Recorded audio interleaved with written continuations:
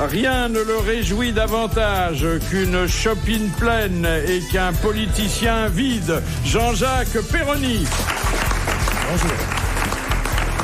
À côté de Perroni, il a l'air d'avoir été élevé au couvent des oiseaux, Jacques Maillot. Voilà. Il a fait découvrir aux Belges l'humour noir, Mike. Il brille sur tous les médias, au théâtre de la Pépinière Opéra et dans les dîners en ville, Éric Logérias. Il a chaque nuit autour de son lit plein de petits amours à quatre pattes, Jean-Pierre Coff.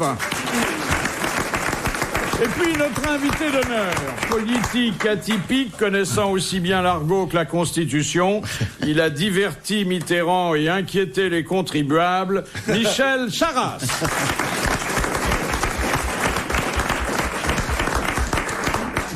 Monsieur le sénateur, vous sentez-vous un enfant de la Banque de France ?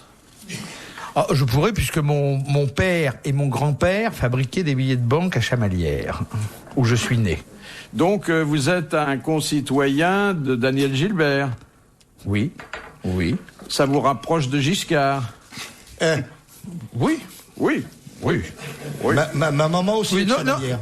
Comment ? Ma maman aussi est de Chamalières, elle avait de Chamalières. Ah. Eh oui. Ah bon, alors nous sommes deux, parce que Giscard, lui, non. Mais non, bien. Lui, le président Giscard d'Estaing a été maire de Chamalières pendant un certain temps, mais il n'est pas natif de Chamalières, comme nous, n'est-ce pas ?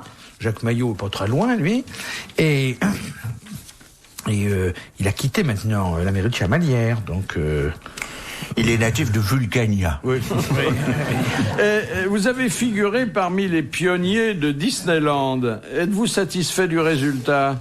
Ah oui, j'avais dû signer quelques papiers au ministère pour leur permettre de s'installer. Et voilà. J'ai pas pris de nouvelles récentes de leur santé, donc je ne sais pas. Seriez-vous plus indulgent et plus coopératif à l'égard des magistrats si, comme dans d'autres pays, ils étaient élus ? Ah, sûrement. Parce qu'on pourrait enfin les virer quand ils font une connerie. Alors que là, ils en font sans arrêt. D'ailleurs, la preuve, c'est qu'on passe leur temps à réviser ce qu'ils ont lu, puisque première instance, appel, cassation, etc. C'est les seuls administrateurs en France que je connaisse qui passent leur temps à s'auto-corriger entre eux. N'est-ce pas ?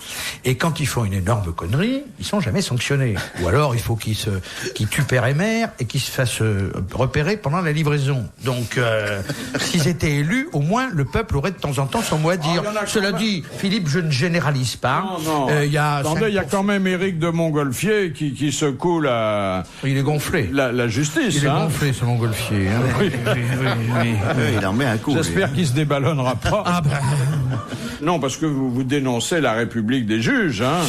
Je dénonce, si vous voulez, la République, elle est fondée sur un principe très simple, c'est le suffrage universel. Et ceux qui commandent, c'est ceux qui sont élus. Quand on n'est plus content d'eux, on les vire. Et voilà. Voilà, et c'est tout. Voilà. Vous écoutez RTL.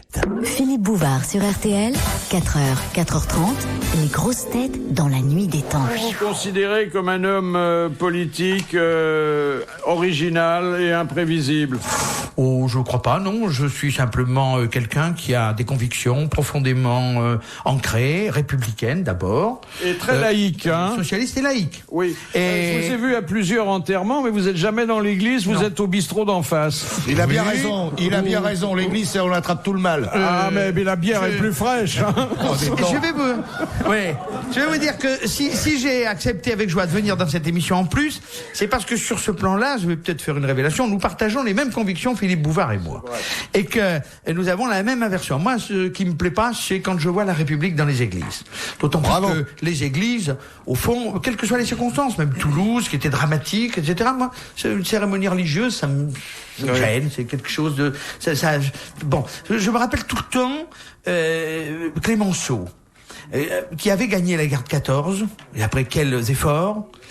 Et en 1918, le 11 novembre, l'armistice est signé, et le cardinal archevêque de Paris propose de faire un tédéum à Notre-Dame 3 jours après. Et il invite naturellement le président de la République, le président du Conseil Clémenceau et tout le gouvernement. Clémenceau a demandé à Poincaré de réunir le Conseil des ministres. Et à l'issue de la réunion du Conseil des ministres a été publié un communiqué indiquant qu'en raison de la séparation des églises et de l'État, les autorités de la République ne pourraient pas se rendre au Tédéum, mais que mesdames Poincaré, femme du président, et Deschanel, femme du président de la Chambre, n'exerçant aucune fonction, étaient libres de faire ce qu'elles voulaient. Vous imaginez ce qui se passerait aujourd'hui dans cette France redevenue bondieuxarde, et bondieuxarde jésuitiquement. Ah oui. Parce que les plus grands donneurs de leçons sont ceux qui ont la vie, par rapport à l'enseignement du Christ, la plus abominable. N'est-ce pas? Plusieurs résidences, pas meublées toutes de la même manière, divorcées 3 fois, etc., etc. Et c'est ceux-là qui nous reprochent à nous, qui avons une vie à peu près ordinaire. Bon, bref. J'ajoute que je suis d'autant moins enclin d'aimer les religions lorsque je vois les talibans, parce que qu'est-ce que c'est? Ça, c'est une affaire religieuse. Le Moyen-Orient, c'est une affaire religieuse.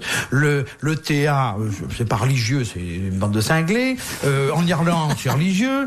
Et puis attendez, les talibans d'aujourd'hui, mais qui c'est les croisés d'hier, qui allaient assassiner ceux qui avaient tort de pas croire en Jésus-Christ. C'est la Saint-Barthélemy, qui a assassiné les protestants. C'est le bûcher de Montségur contre les Cathares. L'Inquisition et Torquemada. Ces religions sont toujours à l'origine de tous les grands crimes et de tous les grands emmerdements du monde. Par conséquent, je suis heureux d'être laïque. Ça désamorce la question que je voulais vous poser. Je n'interdis à personne de croire, chacun ses convictions, j'espère bien quand même. Mais qu'on me fasse de crédit de penser que j'ai aussi le droit de ne pas croire. Voilà, mais je voulais vous demander si en vieillissant, vos rapports avec Dieu ne s'amélioraient pas un peu. Vous savez, le problème, c'est que je me suis toujours dit, notamment quand j'étais au ministère du Budget, qu'est-ce qu'on gagnerait comme pognon si on pouvait faire payer patente au culte, parce que c'est quand même l'un des endroits de grand commerce de courant d'air. Oui, c'est assez cochon. C'est quand même un des endroits de plus grand commerce de courant d'air qui soit, et c'est un commerce qui n'est pas taxé. Donc, seulement pour ça, il aurait fallu que je voie Dieu pour pouvoir en discuter avec lui, pour établir un tarif, quoi. Et malheureusement, tout le monde en parle, mais personne n'a jamais vu. Vous me direz, il faut faire très attention. Je me rappelle du chanoine Kir, qui un jour disait à quelqu'un, le chanoine Kir, député maire de Dijon, qui faisait campagne électorale, grand résistant, qui au lendemain de la guerre, et quelqu'un dans une réunion électorale lui dit, mais curé, tu nous parles toujours du bon Dieu, mais personne ne l'a jamais vu. Et le chanoine Kir lui a dit, pauvre con, et mon cul, tu l'as vu mon cul? Non, tu l'as jamais vu, et pourtant il existe. Voilà.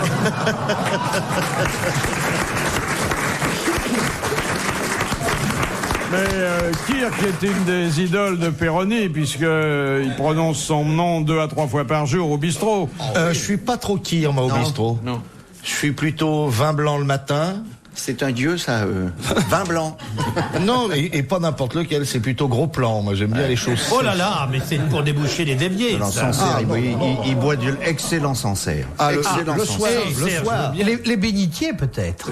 Déboucher les bénitiers. Oui, ça, oui. Michel Charasse, est-ce que vous éprouvez parfois la nostalgie d'un portefeuille ministériel? Non. Non. Non, moi j'ai été passionné par ce que j'ai fait, je suis toujours passionné par ce que j'ai fait. D'abord, je fais que des choses qui me plaisent. J'ai une chance formidable dans la vie, il y a tellement de gens qui font des choses qui leur plaisent pas, etc. J'ai une chance extraordinaire. Moi je suis un fils de gens modestes, d'ouvriers, de petits salariés de la Banque de France de Chamalières. Je me suis retrouvé comme ça, bon. Donc je suis un homme heureux. Et la vie ministérielle a été une vie passionnante. D'abord parce que je servais l'État et la République et que j'adore ça, et puis que je trouve que c'est bien. Je servais aussi quelqu'un que je considère comme un grand président que j'ai beaucoup aimé. Donc c'était bien. Et qui vous le rendait bien. Oui, mais faut savoir aussi de temps en temps tourner la page. J'ai quitté les finances en 92 pour retourner au Sénat. J'étais épuisé. Il faut changer d'homme, avoir des nouvelles têtes, des jeunes. Alors, je vous rappelle que Christian Poncelet vient d'être réélu à la tête du Sénat. Oui. Quel âge il a? Ah, écoutez, je crois qu'il doit avoir 73 ans. Oh, bah c'est la jeunesse, ça. C'est un gamin. Ah oui. Et d'autant plus qu'il n'a pas encore annoncé qu'il était candidat à la présidence de la République. Ah, parce qu'il va le faire aussi? Non, on ne sait pas. Oui, ah bah oui. J'entends dire comme ça des bruits. Mais Giscard va être candidat. Oui. Ah ben ça on verra, hein. Mais pas l'année prochaine, en 2007. Oui. Quand la DHEA il a dit pour le moment place aux jeunes, moi, ça va 2007. Maillot me disait tout à l'heure en aparté qu'il avait annoncé sa candidature très très vite, mais ça il va lui en vouloir beaucoup, hein, parce qu'il avait peur d'être grillé par Ramsès II. C'est pas bien, ça, franchement c'est pas bien. Non, c'est pas bien. J'ai dit à Jacques, faut pas le dire. Vous écoutez RTL. RTL, 4h, 4h30, dans la nuit des temps des grosses têtes de Philippe Bouvard. Rire et anecdotes au menu des grosses têtes dans la nuit des temps du 5 octobre 2001 avec autour de Philippe Bouvard, Jean-Jacques Perroni, Jacques Maillot, Mike, Éric Legérias, Jean-Pierre Coff, l'invité d'honneur, Michel Charras. Un jour, en parlant des emplois fictifs, vous avez dénoncé tous ceux qui... Du service public de la télé, par exemple. Il y en a beaucoup. Oui, non, mais par exemple, ceux qui employaient leurs chauffeurs de fonction pour faire conduire leurs enfants à l'école. Ah oui? Ça, c'est un emploi fictif pour vous? Ah non, c'est pas un emploi fictif, c'est un usage qui n'est pas forcément convenable. Bon, cela dit, il faut aussi voir quel est le personnage. Est-ce qu'il a beaucoup de responsabilités? Est-ce qu'il est très embêté un matin parce que il est pris par sa fonction, par une obligation? Donc il a aussi ce genre de choses pour le dépanner. Mais il faut pas que ça devienne une habitude. Sinon, c'est un usage abusif des biens de la collectivité. Si madame fait les magasins avec... C'est la même chose d'ailleurs pour les sociétés privées, je vous signale. Oui, oui, ah bah bien sûr. Oui. Vous n'avez jamais fait ça, vous? Ah non. Et puis, je vais vous dire, moi, j'ai eu voiture chauffeur à l'époque où je devais en avoir. Bon, je m'en servais pour mes fonctions. En dehors de mes fonctions, jamais. Parce que j'aime pas qu'on parle de ce que je fais. Or, à partir du moment où on est deux pour aller au même endroit, il y en a forcément un qui est là simplement pour accompagner et qui peut dire tiens, je l'ai amené. Regardez le chauffeur de Chirac, hein. Voilà. Et chauffeur du président Mitterrand. J'osais pas vous, j'osais pas vous le dire. Donc la vie privée, c'est la vie privée, quoi. Des fois, avec les chauffeurs, faut se méfier, on voit pas le bout du tunnel. Oui, oh. Première citation de Madame Douchy de la Varenne, dont je vais vous demander d'identifier l'auteur, qui a dit: les avis, c'est comme les trous du cul, on a chacun le sien. Coluche. Non. Non. Jean-Yann. Non. Frédéric Dard. Non, ça vient pas de chez nous et c'est dommage, car c'est une belle phrase. C'est qui? Mark Twain. Woody Allen. La reine Woody Allen. Woody Allen. Très bien, moi je pensais à la reine Victoria. Alors, ça c'est une nouvelle, le Viagra favorise toutes les escalades. Oui. Puisque, Ah bah oui. puisque Bah oui. non, alors je sais à quoi vous pensez, mais des petite chercheurs londoniens viennent d'établir qu'il facilitait la respiration lors des expéditions à haute montagne. Ah, c'est quand on escalade Maïté. C'est ça, oui, c'est ça. Lorsque l'oxygène se raréfie. Voilà. Ça veut dire que les coureurs cyclistes vont pouvoir prendre du Viagra. Oui, par Puisqu'ils exemple. prennent déjà des produits comme la ventoline pour les... Et puis comme ça, ils n'ont pas besoin de monter la tente au sommet. N'oubliez pas que nous avons parmi nous Marquez, un c'est- des premiers cobayes du Viagra, J'en ai Jean-Pierre repris, je Coff, vous signale. et que ça vous a pas fait grand-chose. Hein. Et vous avez réessayé. J'ai essayé une deuxième fois et récemment même. Mais je crois que vous étiez seul ce jour-là, non? Non, pas du tout, mais pourquoi vous dites ça? Mais- Parce que je m'occupe de votre vie privée, moi. Pas du tout, j'ai déçu, c'est tout. Mais t'as J'avoue. pris juste du Viagra ou Viagra et Non, non, Port-Jartel? là, j'ai fait comme ils disent sur la notice. Ah bon? Tout pareil. Mettre d'abord le porte-jartel. Ensuite, prendre le Viagra. Ça marche pas. Ça n'a pas marché. Mais le Viagra pour les coureurs cyclistes, c'est normal. Mais je ne Comme fais ça, plus de ils seront course meilleurs cycliste grimpeurs. depuis longtemps.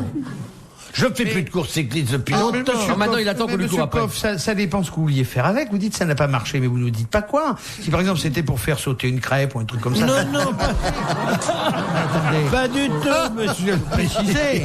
C'était dans l'espoir d'obtenir enfin une érection. Municipal. Parce qu'en fait, Une petite érection locale, mais suffisante. Municipal. Ah oui, oui. Mais peut-être que, bon, la dame ne vous inspirait pas suffisamment. tout à fait, bien sûr, c'est pour ça que c'est très décevant. Ah oui, pour elle aussi, hein. Mais bien sûr. Alors, c'est-à-dire qu'il faut le Viagra et changer de lunettes aussi. Si la dame ne te satisfait pas vraiment, il faut la voir avec d'autres yeux. Bravo, monsieur. Vous l'avez revue? Oui. Et alors? Lui parle plus. Elle lui parle Vous savez, je vais vous dire, je vais finir par ne plus venir. Bon, je me sentais ici en famille et je vous livrais quelques souvenirs personnels, mes angoisses. C'est plutôt amoureux ce que je vous raconte. C'est une histoire triste d'amour. Et vous vous en moquez. Parce que je pour trouve toi, ça les familles, lamentable. ce n'est que bonheur et douceur, les familles. Non, les Ah, bah. familles à deux. Ah oui.